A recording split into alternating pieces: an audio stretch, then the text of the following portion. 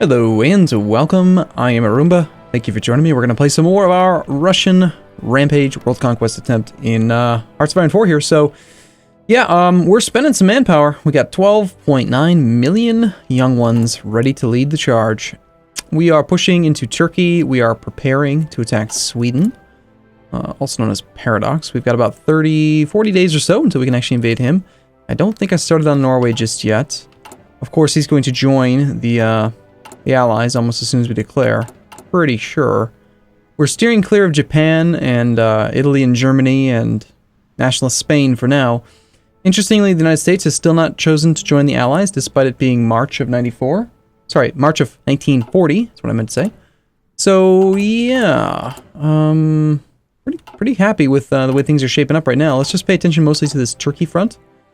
Looking at the Turkey front, we got 48 regiments, 48 divisions on the front line here. And both of them are feeling how confident? Confident enough. What are they upset about? Divisions still preparing and some divisions not in position. I think that's perfectly fine. We'll play in Speed 4 again for now. We're defending, but we're winning. We're suffering some attrition here. 36%, I'm guessing, what, due to the hills? Mountain, 40% multiplied by 0.9 due to People's Army.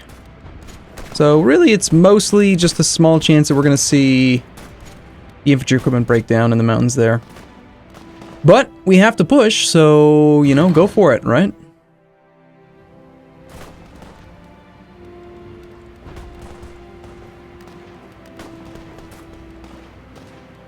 Unfortunately, it looks like the supply limit is already getting exceeded. What if we try to pull some of these pink soldiers down to this front line instead? There's more availability down here. Tons, in fact. So I'm not sure what's going on with all this.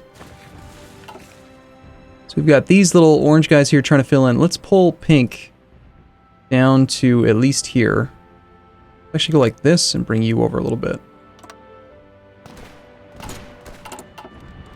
And hopefully some of these guys will now relocate. When will they get the command, I wonder? Tell you what, I'm going to just manually tell these guys to come over here. And then down into this region down here.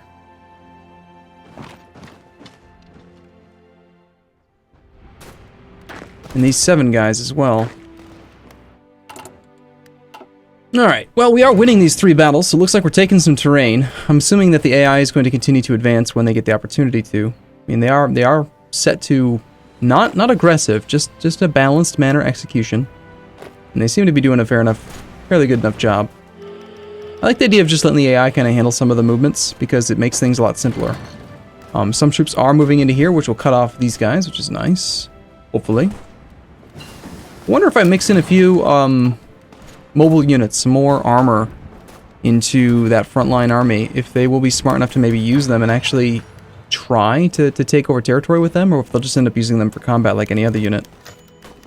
Okay, just a little bit more information about our claim on Sweden. How are we doing on equipment right now? We have a 75,000 unit shortage of infantry equipment. However, we have quite a bit of productivity. We're making a lot per day right now. Still a deficit in the overall production, though. Only 226 units per day. That actually feels kind of weak. 1,586.66 per week. So we need more guns than that. How are we doing on factories?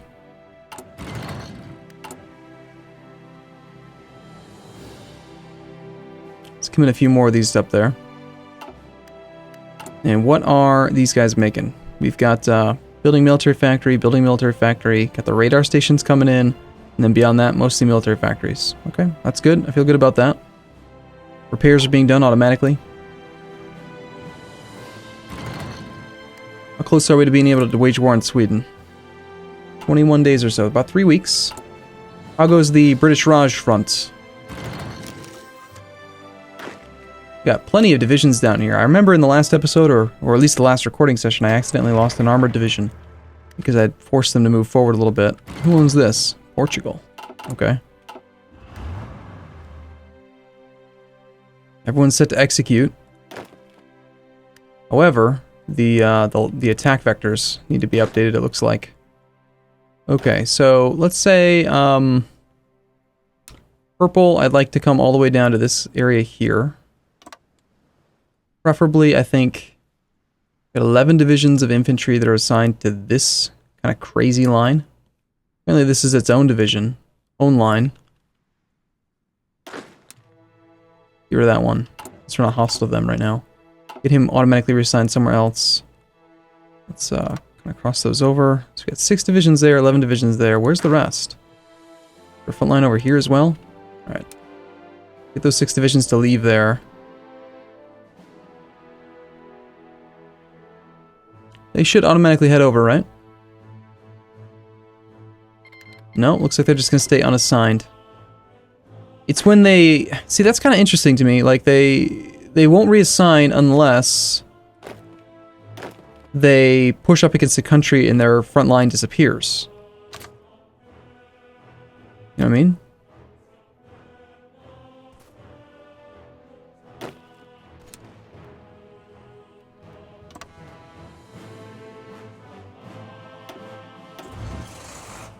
Alright, the armor division down here clearly does not need this wide of a front line. With only 11 divisions, that's kind of crazy. We'll use the armor to try to go south, like I had already kind of issued here. Let's delete this command for now. We'll create something all the way down here at the very bottom. And then blue is infantry just holding the line, but they seem to have used up most of their thing. So let's do this. We're going to go ahead and split the division in half. Well, hold on. That might actually make them relocate troops, which I really don't want them to do. So just do a generic push. Ah, hold. Click too fast. Let's just do a generic push to the coast.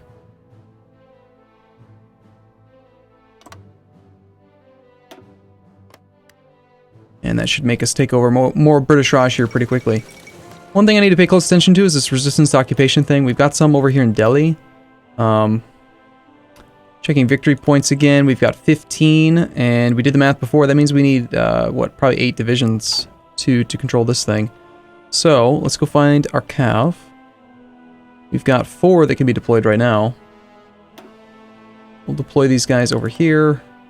Just drop them while they're hot. Manually bring them over to that region. Park them in Delhi, just so that we know that for sure that they're good. Let's select the suppression theater. Grab that army again. Add them to that. So this one looks like it's well taken care of. Okay, so Karachi is 0.3 divisions in... Yep, that's exactly all we need. Is just one infantry there to make that happen. I'm assuming that if these guys are here, that they needed to be here, right? I don't think I had any excess troops that I had failed to assign or anything. Although this one, yes, this guy doesn't need to be here. We certainly don't have resistance in Moscow. That's 5 divisions, and I think I needed 3 more. Hopefully, these guys on high priority. Well, no, they're not actually high priority. I mean, they kind of are. The fact that we're not going to be able to end this war anytime soon is definitely a concern, but...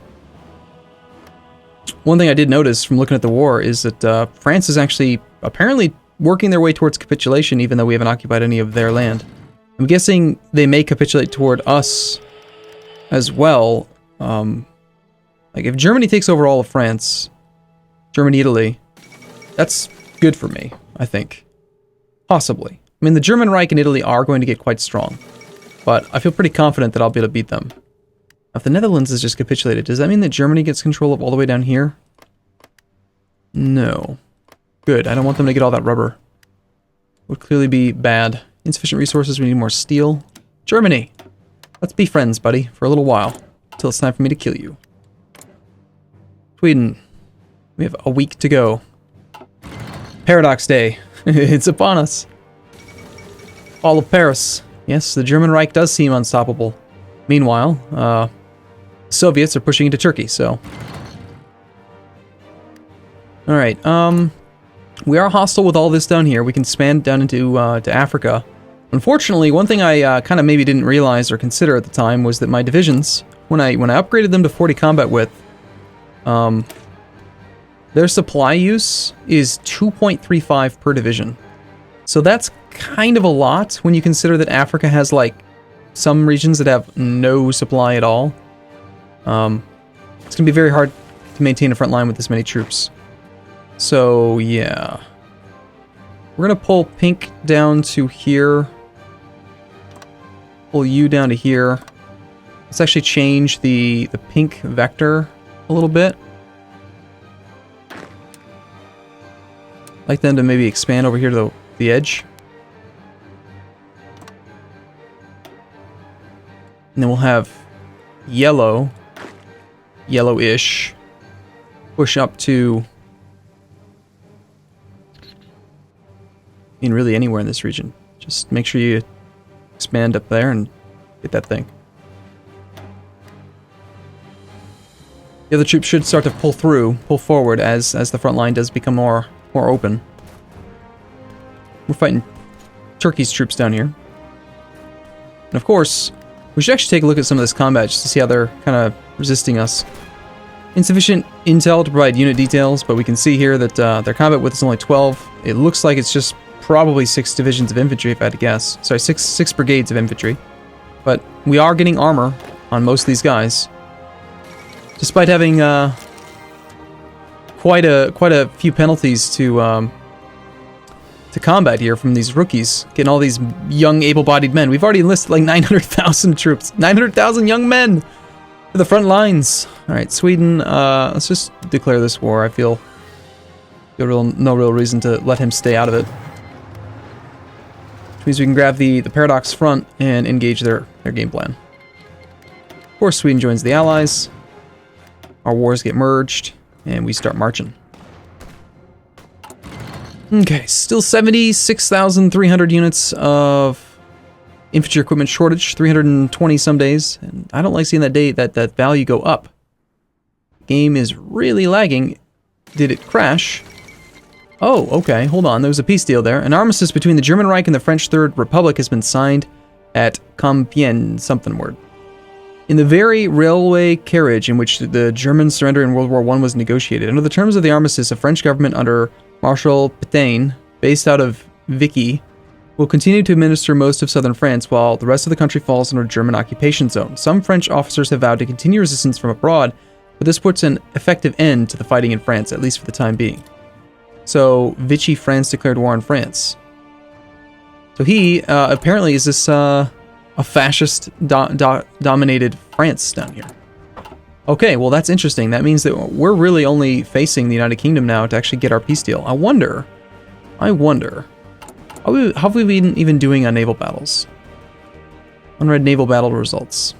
So far, we've just got victories. Cool. Victories across the board. I mean, I could try to push out with my navies a little bit. We could select all and increase their range a little bit.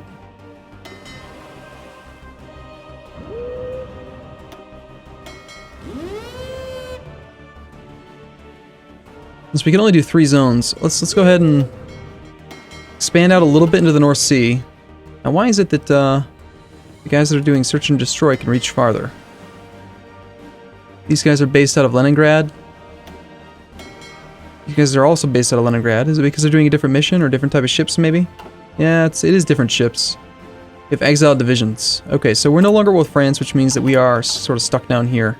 Which means that these front lines don't make sense.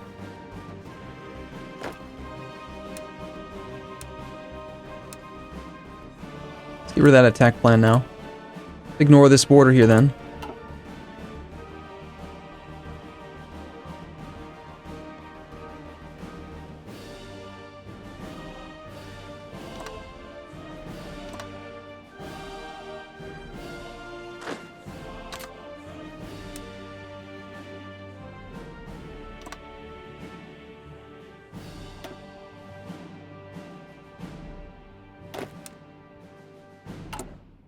Alright, do whatever pushing you can. As far as airfields go, we do have these ships here. We've got 920 fighters fighting in this region here. So the battles, we should have quite a few good bonfires here. Enemy air superiority should be affecting their defense. Yeah, minus 45% defense value. Ooh, unfortunately they're quite experienced apparently, but I don't think we're going to take too many losses in that little bit of combat there. Apparently Rudolf Hess has just died. How's the push into Sweden going? Yeah, this Swedish front line just cannot contest me. 80 on 8. They have no commander. We got a 5-skill general.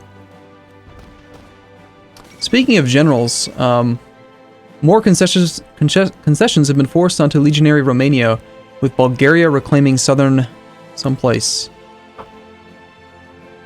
Okay.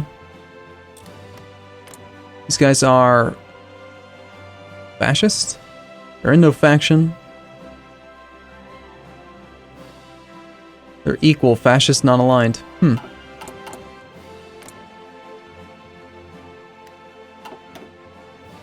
Meanwhile, we're working on annexing Tenatuva as part of our national focus. And even if Germany turns on me right now and they try to attack me through some sort of other thing, I don't think we're going to see too much of a threat from them.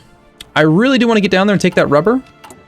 Resources, we're not importing. Yeah, we are importing 8 rubber right now. Having a ton of rubber means we could potentially make a lot of airplanes. Or possibly more motorized, which would also be quite useful. Somehow, oh, those guys are not assigned yet. They're Cav. It's fine. We do need more, though. Bombay and Delhi. Resistance strength is growing by 0.8%. So 4 Cav more. And are we seeing some spillover here? Resistance in neighboring states. That's all that's coming from. So it's just here. I just need 2 more Cav here. And 4. So I need 6 Cav total.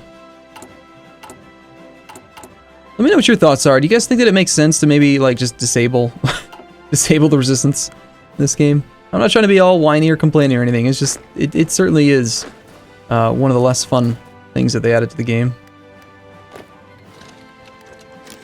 Justification for conquering Nepal. Yeah. Yeah, I remember doing that. Totally.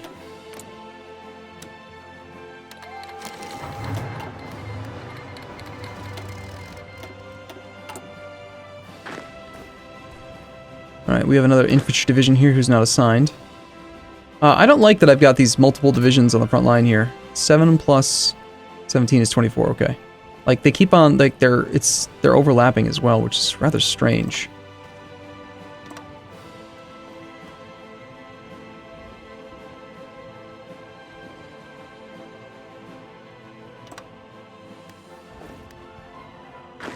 Here, I'll tell you what.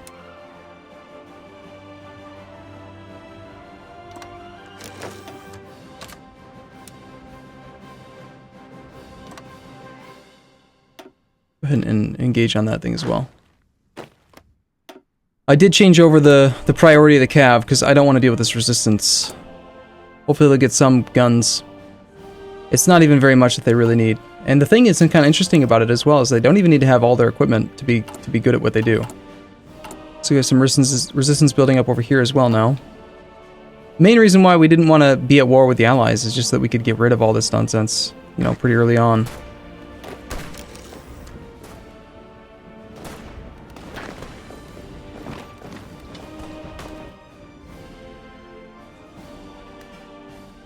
Yep, if I had to guess, it'd be more steel.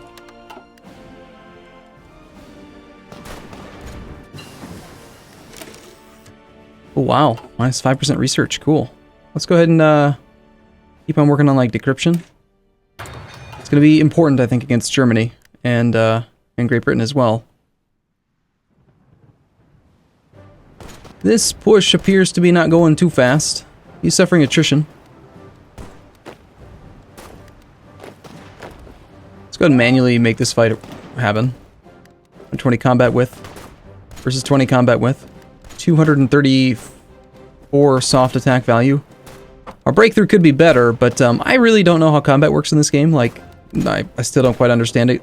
My understanding is weak, but the way I get it is, like, we make 234 soft attacks per hour. And apparently with breakthrough of 114, we can resist 114 soft attacks per hour. So if these 3 numbers add up to more than that number, doesn't that kind of mean that we're not going to take very much damage? I think that's what that means.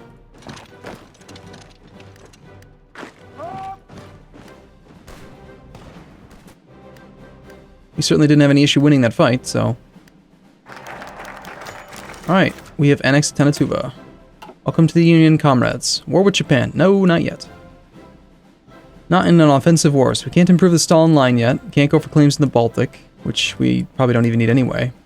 We can start this 70-day cycle time thing there. Nuclear technology. Try to gain the extra research slot.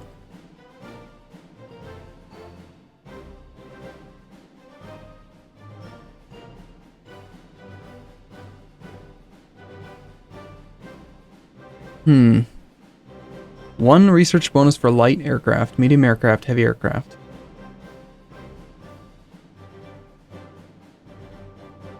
I think I'd kind of prefer to go for these right this second.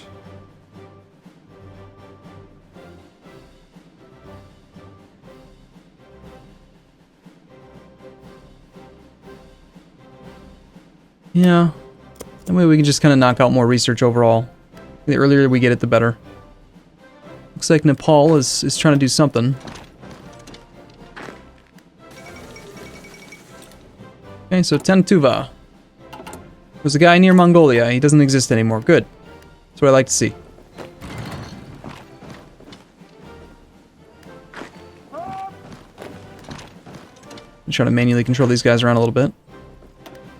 It's like they don't have a front line is part of the issue. Like they don't have an attack vector. When they do things like this where they're like, oh, there's one province left, but I don't know what to do. Kind of funny to me. Right, well, I'm going to take a break here. As always, thank you for watching. I do hope you're enjoying the campaign. We will succeed, I think. We're going to prevail. It's a matter of time. So, thanks for watching, everyone. I'll see you in the next one. See you soon.